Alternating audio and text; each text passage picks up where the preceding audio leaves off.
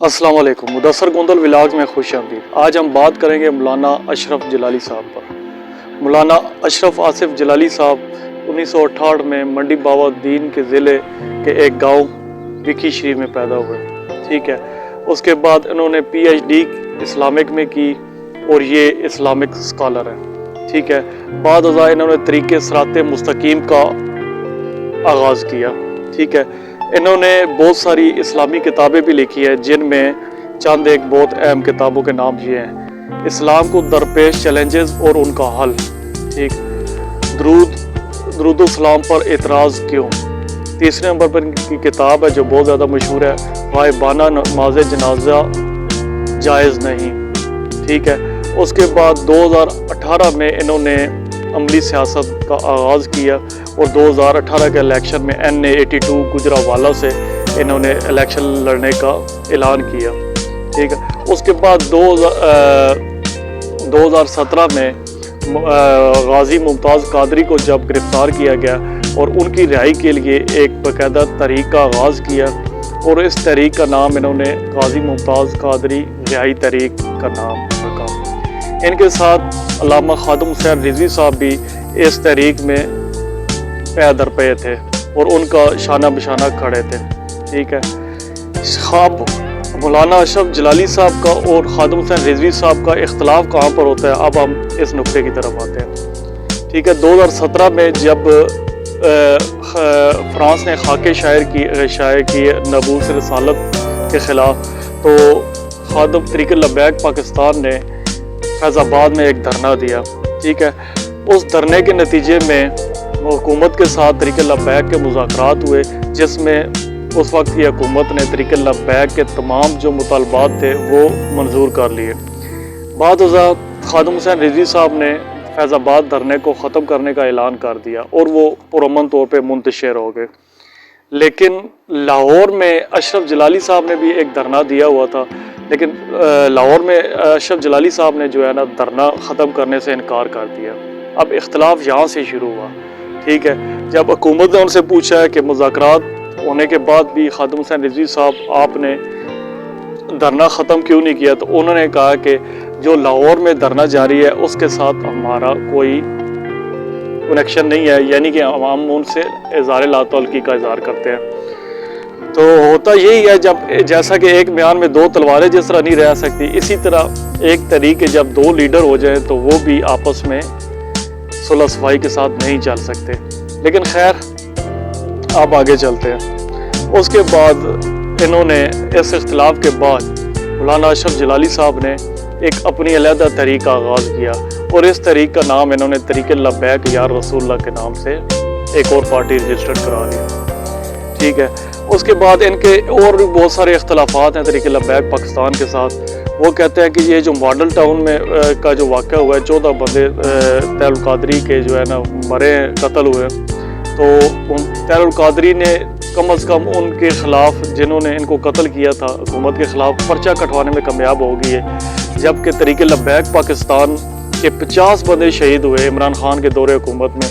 तहरीक लब्बैक पाकिस्तान उनके ख़िलाफ़ पर्चा कटवाने में भी नाकाम रही, ना ही उन्होंने इनकी घर वालों के साथ इज़हार तज़ियत की अच्छे तरीके से, और ना ही उनका कोई चेलम या उनकी कोई यादगार तकारीब मुनक़िद की गई।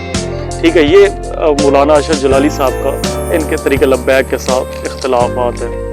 ठीक है, उसके बाद अब एक और बहुत बड़ा इख्तलाफ मौलाना अशरफ जलाली साहब को फिर हुआ जब 22 मई को तहरीक लब्बैक पाकिस्तान ने कराची से लॉन्ग मार्च का आगाज़ किया और तकरीबन 15 जून को खारियाँ या लाला मूसा के मकाम पर उन्होंने पड़ाव किया और वहाँ से हुकूमत के साथ मुज़ाकरात का आगाज़ हुआ और अल्लामा शफ़ीक अमीनी और अल्लामा अब्बास फैज़ी साहब ने राना सनाउल्लाह के साथ और बाकी जो सियासी अमूर के जो सरदार अयाद सादक साहब भी थे उनके साथ मुज़ाकरात का आगाज़ किया और वो मुज़ाकरात कामयाब हो गए।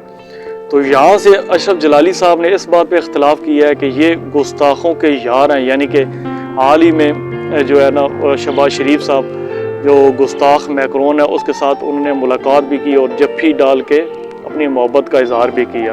تو اشرف جلالی صاحب نے یہاں سے شدید طریق لبیک پاکستان کے ساتھ اختلاف کیا ہے کہ آپ نے ان گستاخوں کے ساتھ مذاکرات کیوں کیے ہیں، ٹھیک ہے. لیکن ظاہر ہے ان کی بھی بات اپنی جگہ پہ ٹھیک ہے کہ یہ گستاخ ہیں اور یہ منافق ہے. اس سے پہلے بھی حکومتوں نے مذہبی جماعتوں کے ساتھ مذاکرات کیے یا معاہدے کیے، لیکن ہمیشہ سے انہوں نے ان معاہدوں کی خلاف ورزی کی، ٹھیک ہے.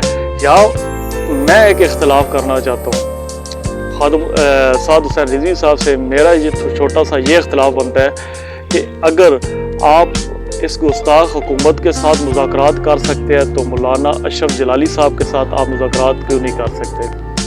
وہ بھی ایک اسلامی جماعت کا حصہ ہیں اور وہ بھی ناموس رسالت کے مشن میں حصہ لے رہے ہیں. تو اگر حکومت کے ساتھ مذاکرات ہو سکتے ہیں تو مولانا اشرف جلالی کے ساتھ بھی آپ کو یقیناً مذاکرات کرنے چاہیے. اور ایک میسج میرا اشرف جلالی صاحب کے لیے کہ ٹھیک ہے اختلاف کرنا آپ کا حق ہے، جمہوریت کا حسن ہوتا ہے اختلاف، لیکن کاش ایسا ہوتا کہ آپ علیحدہ پارٹی نہ بناتے اور اسی طریقے لبیک پاکستان کا حصہ ہوتے ہوئے اختلاف کرتے تو سعد حسین رضوی صاحب شاید آپ کی بات کو اہمیت بھی دیتے. اب چونکہ آپ کی ایک علیحدہ جماعت ہے، ٹھیک ہے، اور آپ اختلاف کر سکتے ہیں لیکن اس حد تک نہیں کر سکتے، ٹھیک ہے. اگر آپ کو اختلاف ہے کہ انہوں نے دھرنا ختم یا یہ لانگ مارچ ختم کیوں کیا، تو آپ کی بھی ایک علیحدہ پارٹی ہے، آپ کے پاس بھی ماشاءاللہ بہت زیادہ سیاسی پاور ہے، تو آپ بھی اسلام آباد کی طرف لانگ مارچ کر سکتے ہیں. تو میرا آپ کو مشورہ ہے کہ چلیں طریق لبیک تو ناکام ہو ہی گئی، ٹھیک ہے، غلطی انسان سے ہوتی ہے. اگر آپ کے بقول طریق لبیک نے مذاکرات کر کے غلطی کی ہے تو آپ قدم بڑھائیں انشاءاللہ تعالیٰ لاہور سے. آپ بھی ایک لانگ مارچ کا جو سمندر ہے لوگوں کا، وہ آپ اسلام آباد کی طرف آئیں اور یہاں پہ آ کے پڑاؤ کریں. تو پھر ہم بھی دیکھیں کہ یار آپ طریق لبیک سے بہتر کر سکتے ہیں انشاءاللہ تعالیٰ. اگر آپ بہتر کر سکتے ہیں تو ہم بھی آپ کے ساتھ ہیں. تو دعا ہے کہ اللہ تعالیٰ جتنی بھی ہماری مذہبی جماعتیں یا جتنے بھی ہمارے یہ تقسیم ہو گئے ہیں ہماری مذہبی جماعتیں، ان کو اللہ تعالیٰ ایک پیج پر جمع کرے اور اسلام کی سربلندی کے لیے کام کرنے کی توفیق عطا فرمائے. آمین ثم آمین. لبیک لبیک لبیک یا رسول اللہ. تاجدار ختم نبوت زندہ باد زندہ باد. اگر چینل